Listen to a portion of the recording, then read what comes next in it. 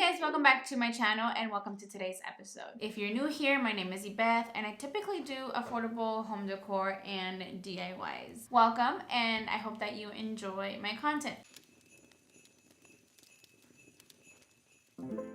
So in today's episode, I wanted to DIY some garlands because I've been actually wanting to do this certain garland, or these two garlands, for a while now, and I actually wanted to do them last year but I didn't get the chance. I love the holidays and the whole spending time with our family, but I don't like the craziness of the holidays. I feel like people get really cranky and they're just sometimes not very nice.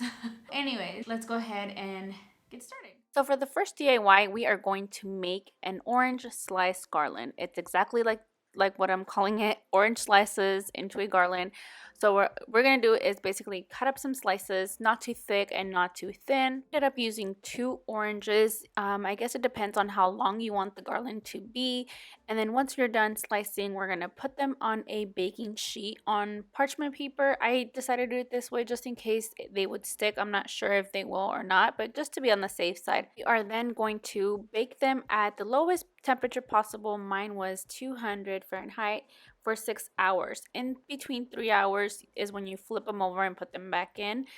I didn't leave them in for 6 hours. I actually left them a little less just because I didn't want them to brown too much, and I think that this color was perfect. Then string in the twine of your choice. I decided to go with jute just because I thought that it would go better with like the whole natural vibe and element going on in my house. I don't have a needle thick enough to put this in, so what I did was just basically poke a hole with this cake tool.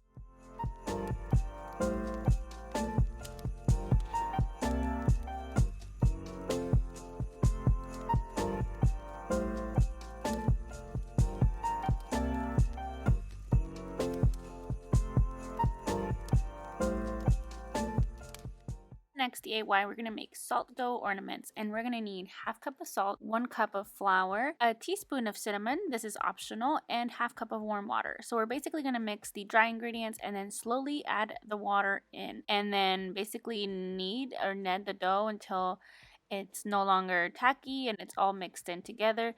Then we're going to transfer it onto a parchment paper. This is easier because you need to transfer it onto a baking sheet because we are going to bake these. And then we're going to use cookie cutters to cut them into the shapes that you'd like.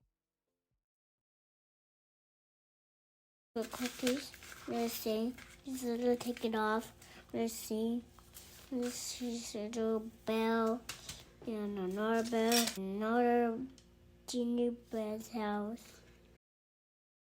Okay, I'm not sure what's happening here, and I don't know if this is only to me, but every time I lift the cookie cutter, it brings it, or it wants to bring it back. So I'm having trouble removing the dough around it. Like I have to do it little by little, otherwise it's just gonna like stick back together.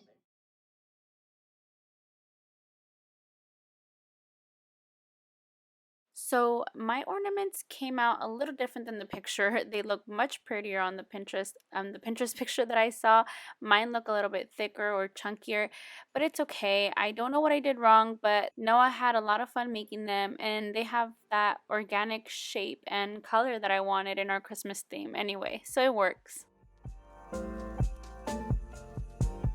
I've always liked this garland. I think it's super adorable, but I don't like the red, and Noah tangled it basically, so it's fine. I'm just going to cut it because I want to change it. I don't like this. Let's see how long this actually takes me to do because, wow, they're really...